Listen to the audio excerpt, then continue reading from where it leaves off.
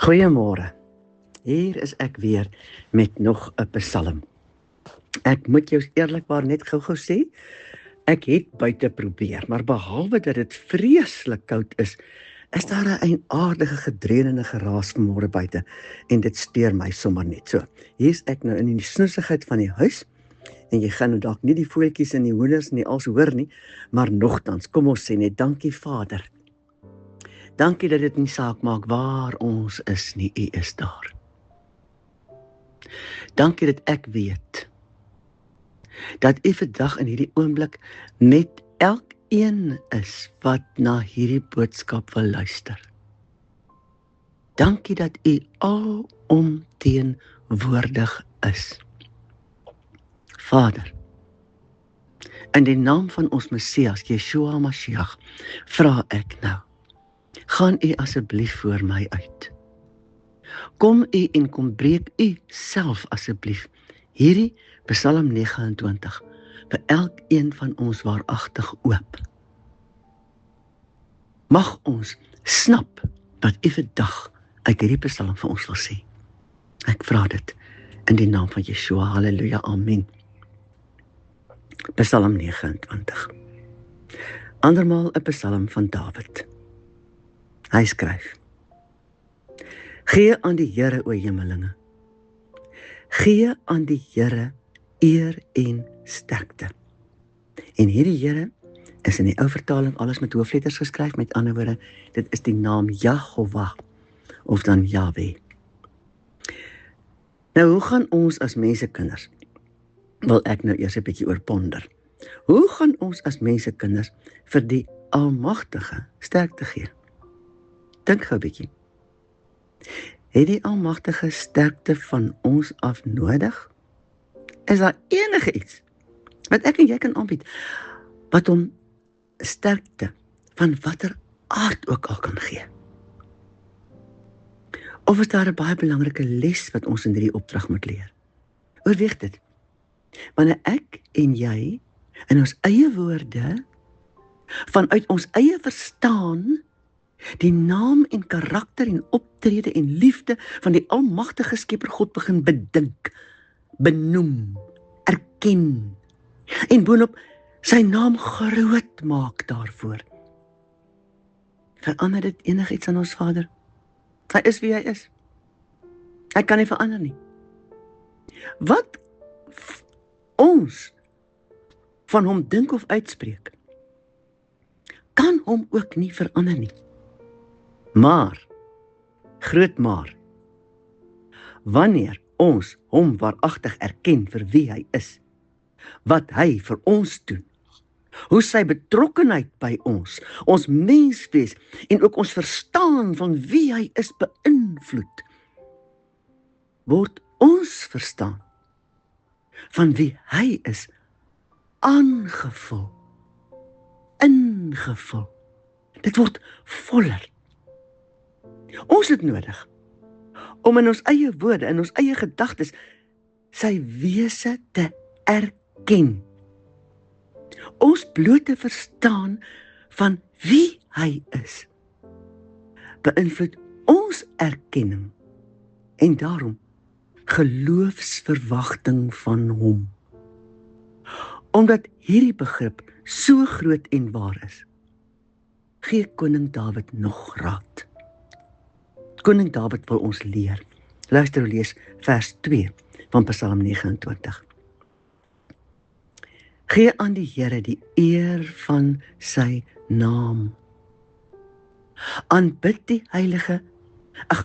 Here in heilige sieraad. Kom ons dink gou, wanneer ons waaragtig die waarheid van sy heiligheid snap, verander dit ons totale houding teenoor hom. Vers 3. Die stem van die Here is op die waters. Die God van eer donder. Die Here is op die groot waters. Hoe wonderbaar. Die beeld wat koning Dawid skets ten opsigte van die stem van die Here, wat donder op groot waters vers 4. Die stem van die Here is met krag. Die stem van die Here is met heerlikheid. Die stem van die Here breek seders, ja. Die Here verbreek die seders van die Libanon. En hy laat hulle opspring soos 'n kalf. Die Libanon en Sirion soos 'n jong buffel. Vers 7. Die stem van die Here slaan daar vuurvlamme uit. Hoe wonderbaar. Die beeld wat koning Dawid hier skets, ten opsigte van die stem van die Here. Hoor hoe lees vers 8. Die stem van die Here laat die woestyn bewe. Die Here laat die woestyn van Kades bewe. Wat is daar nou regtig in 'n woestyn wat kan bewe? Dui dit dalk daarop dat wat in ons verstaan onmoontlik is, by God absoluut moontlik is. Hy kan alles. Moet dit nooit vergeet nie. Hy kan 'n woestyn laat bewe. Vers 9. Die stem van die Here laat die takbokke lam en maak die bosse kaal. Maar in sy paleis sê elkeen heerlikheid. Nou, vra ek, is dit vir my en jou ook waar? Kan ons ook al gebeur wat ook al uitroep heerlikheid? Vers 10. Die Here het gesit oor die watervloed. Ja, die Here sit as koning tot in ewigheid. Die Here sal sy volk sterkte gee. Die Here sal sy volk seën met vrede. Sterkte en vrede. Laat ons eerlik wees, wat is daar? Wat ons meer, watter woorde kan 'n mens gebruik? Meer standvastig laat staan, meer kragtadig laat glo, groter verwagting by ons skep, as hierdie twee dinge. Sterkte, God, die God wat leef, se sterkte, en ook sy vrede. Vader, ons erken en bely. Ek kan nie aan enigiets anders dink wat my letterlik nader aan U kan bring as U sterkte en U vrede. Ja, Vader, mag ons verdwyn en U in hierdie dag in alles waarin ons betrokke is, verskyn.